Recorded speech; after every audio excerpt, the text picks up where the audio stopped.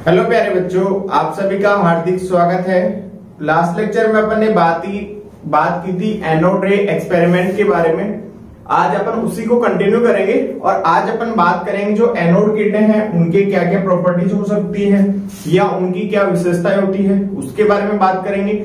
और सेकंड अपन बात करेंगे जो प्रोटॉन है उस पे क्या आवेश होता है, उसके द्रव्यमान के बारे में और उसके विशिष्ट आवेश के बारे में अपन क्या करेंगे, डिस्कस करेंगे। तो सबसे पहले अपन बात करते हैं किसके बारे में, एनोड किरणों की विशेषताओं के बारे में। एनोड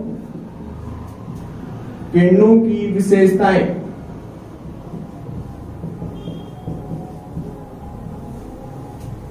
तो लास्ट टाइम भी मैंने बताया था कि जो एनोड किरणें हैं वो कहां से उत्पन्न होती है, तुम्हारे पास में गैस के आयनाइजेशन से उत्पन्न होती है। तो यदि तुम हर बार एक्सपेरिमेंट जब कर रहे हो और यदि तुम गैस बदल दोगे तो एनोड किरणों की प्रकृति क्या हो जाएगी, बदल जाएगी। तो सबसे पहले तो इंपॉर्टेंट पॉइंट जो है वो अपन ऐसा बोल सकते हैं कि एनोड किरणों की प्रकृति, एनोड किरणों की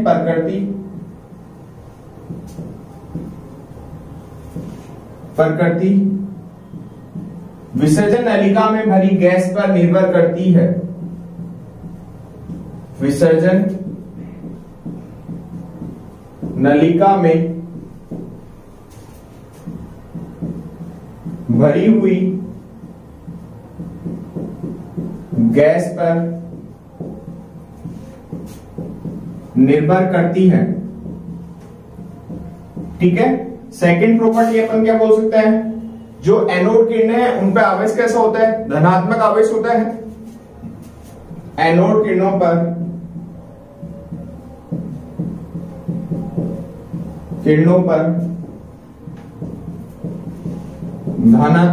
धनात्मक आवेश होता है। क्योंकि उसका कारण क्या है तुम्हारे पास में, वो किससे उत्पन्न हो रही है एनोड किरणें, जो भी तुमने विसर्जन नलिका में गैस भरी है उसके आयनन से उत्पन्न होती है। मैं फॉर एग्जांपल यदि लिखना चाहूं तो मैं ऐसा लिख सकता हूं, मान लो कोई गैस ए है, यहां पे अपन ले रहे हैं कुछ गैसें ले रहे हैं, है ना।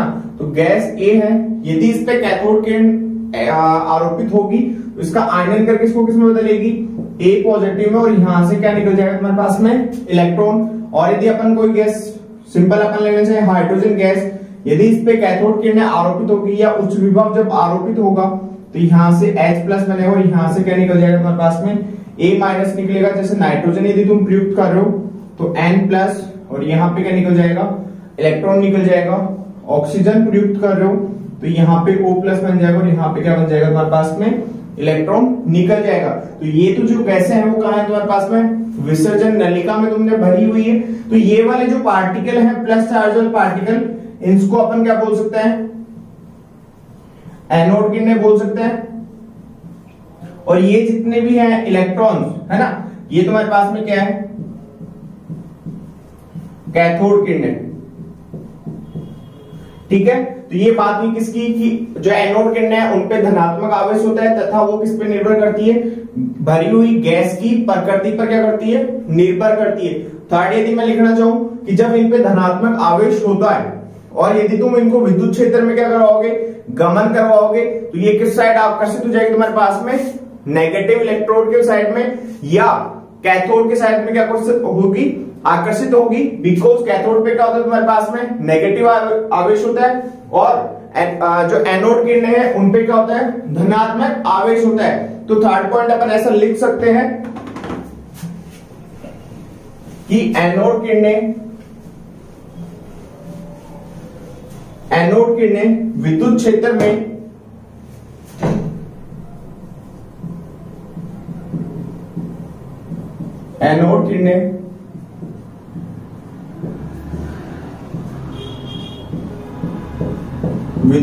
में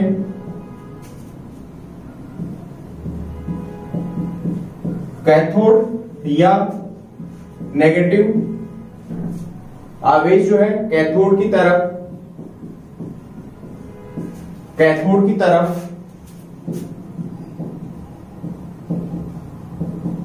आकर्षित होती है। और fourth and most important point क्या है तुम्हारे पास में, कैथोड किरणें तुम्हारे पास में क्या होती है, भरी हुई गैस के विशिष्ट आवेश भरी हुई गैस के किस पे निर्भर करती है, प्रकृति पर निर्भर करती है। और यदि वो प्रकृति पर निर्भर कर रही है तो अपन ऐसा बोल सकते हैं कि एनोड किरणों पे जो विशिष्ट आवेश होगा वो भी किस पे निर्भर करेगा तुम्हारे पास में, भरी हुई गैस की प्रकृति पर। या सिंपल तुम ऐसा बोल सकते हो कि एनोड किरणों का जो विशिष्ट आवेश है वो कांस्टेंट या नियतांक नहीं होता है। अपन ऐसा बोल सकते हैं एनोड किरणों का विशिष्ट आवेश, और विशिष्ट आवेश क्या होता है तुम्हारे पास में, Q/m विसर्जन नलिका में भरी हुई गैस पर क्या करता है, निर्भर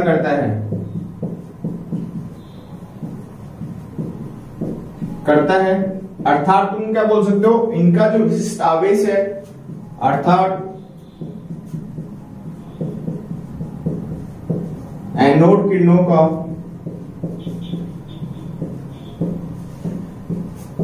विशिष्ट आवेश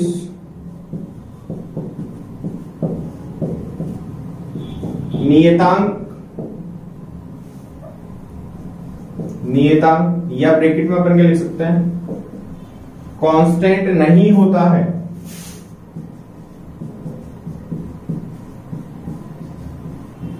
ठीक है, बाकी जो प्रॉपर्टीज थी कि ये सीधी रेखा में गमन करती है, इनमें यांत्रिक ऊर्जा होती है, ये सब क्या है तुम्हारे पास में, जो कैथोड किरणों की प्रॉपर्टी थी वही होती है। तो लास्ट में अपन ऐसा पॉइंट लिख सकते हैं, बाकी प्रॉपर्टी एनोड किरणों की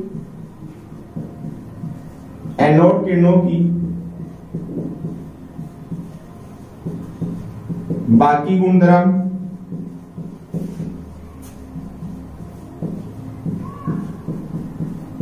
कैथोड किरणों जैसे होते हैं, कैथोड किरणों के समान होते हैं। ठीक है, तो ये बात होगी सिंपल इसके बारे में, एनोड किरणों के बारे में कि उनके क्या क्या गुणधर्म हो सकते हैं, उनकी क्या क्या विशेषताएं हो सकती है। तो यहाँ पे जो एक सबसे इंपॉर्टेंट पॉइंट है वो क्या है तुम्हारे पास में, कि इनका जो विशिष्ट आवेश है वो हमेशा विसर्जन नलिका में भरी हुई गैस पर क्या करता है, निर्भर करता है। तो बहुत बार एग्जाम में पूछ लिया जाता है कि एनोड किरणों का विशिष्ट आवेश कांस्टेंट होता है या वेरिएबल होता है ना। तो उस कंडीशन में तुम्हें बताना पड़ेगा कि इनका जो कांस्टेंट आवेश है वो क्या होता है, वेरिएबल होता है या वेरी करता रहता है। ठीक है, अब अपन बात करते हैं तुम्हारे पास में प्रोटॉन के बारे में, कि जो प्रोटॉन है उसका विशिष्ट आवेश क्या होता है, उसका आवेश क्या होता है और उसका द्रव्यमान क्या होता है।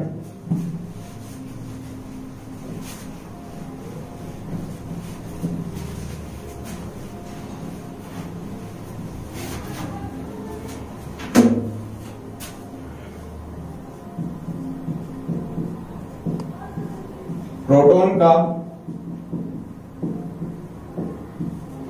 आवेश, तो यहां पे अपन मैं बताना चाहूंगा कि जो प्रोटॉन होता है उस पर जो आवेश होता है ना, वो कैसा होता है तुम्हारे पास में, इलेक्ट्रॉन के आवेश जो होता है उसके मैग्नीट्यूड के बराबर होता है। दोनों पे डिफरेंस ओनली किसका आता है, साइन का आता है, या उनकी प्रकृति का आता है, प्रवृत्ति का आता है ना। तो यहाँ पे इस पे जो आवेश होता है या जो चार्ज होता है वो कितना होता है, 1.6022 इंटू 10 की घात -19 कूलम है ना। तो यहाँ पे इसके जो साइन आता है वो क्या आता है तुम्हारे पास में, प्लस आता है। इलेक्ट्रॉन की कंडीशन में क्या आता है, यहाँ पे माइनस आता है। तो ये तुम्हारे पास में क्या है, इस पे चार्ज होता है। यदि इसके बात करना चाहूं द्रव्यमान की, तो प्रोटॉन का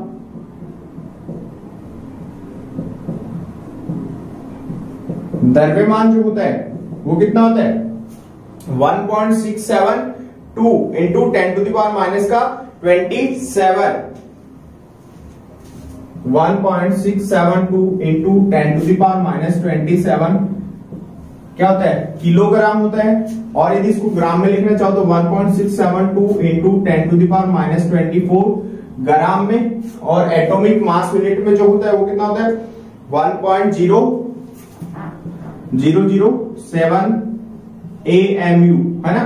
तो ये बात हुई किसके, प्रोटॉन के द्रव्यमान के बारे में, तो ये भी तुम्हें याद होना चाहिए। इसके बाद में प्रोटॉन का जो विशिष्ट आवेश है,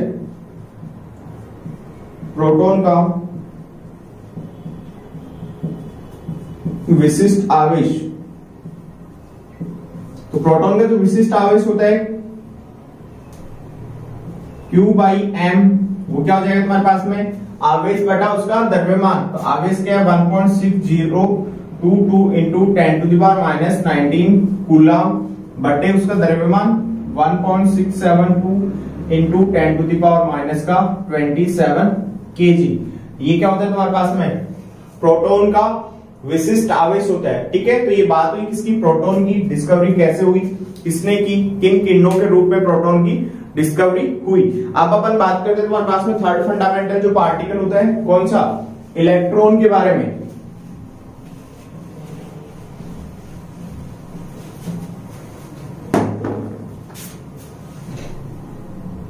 सॉरी, थर्ड फंडामेंटल जो पार्टिकल होता है कौन सा होता है, न्यूट्रॉन, है ना। तो सबसे पहले इसको जो प्रतीक होता है या जो सिंबल होता है न्यूट्रॉन के लिए, अपन स्मॉल एन से क्या करता है, उसको रिप्रेजेंट किया जाता है। ठीक है, और न्यूट्रॉन की जो खोज है वो बहुत ही लेट बहुत समय पश्चात हुई, बिकॉज उसका जो कारण था वो ये था कि इलेक्ट्रॉन पे जो न्यूट्रॉन होता है उस पे आवेश क्या होता है तुम्हारे पास में, 0 होता है। तो उसका पता चुंबकीय क्षेत्र और विद्युत क्षेत्र में नहीं लगा, है ना। तो इसलिए इसकी खोज में क्या हुआ, कुछ समय लगा। और इसकी जो खोज की थी, ये अपन बोल सकते हैं न्यूट्रॉन की खोज का जो श्रेय है वो किसको जाता है, जेम्स चैडविक को जाता है, जेम्स चैडविक को जाता है ना। और इसकी खोज जो है किसके किस रूप में हुई, अल्फा किरणों की बौछार करवाई गई थी, किस पे, अल्फा किरणों की बौछार किस पे करवाई गई थी, बेरिलियम पे करवाई गई थी। वहां से तुम्हारे पास में क्या होता, न्यूट्रॉन की क्या हुई थी, खोज हुई थी। यहां से ऐसा लिख सकते हैं, न्यूट्रॉन की खोज अल्फा कणों की बौछार से, न्यूट्रॉन की खोज अल्फा कणों की बौछार बेरिलियम पर करवाने से हुई। ठीक है, अब बात करते हैं इस पे सबसे पहले इसके आवेश के बारे में। जो इसका आवेश होता है तुम्हारे पास में वो क्या होता है, 0 कूलम होता है। इसका जो द्रव्यमान है वो कितना होता है, 1.675 इंटू 10⁻⁻27 किलोग्राम होता है।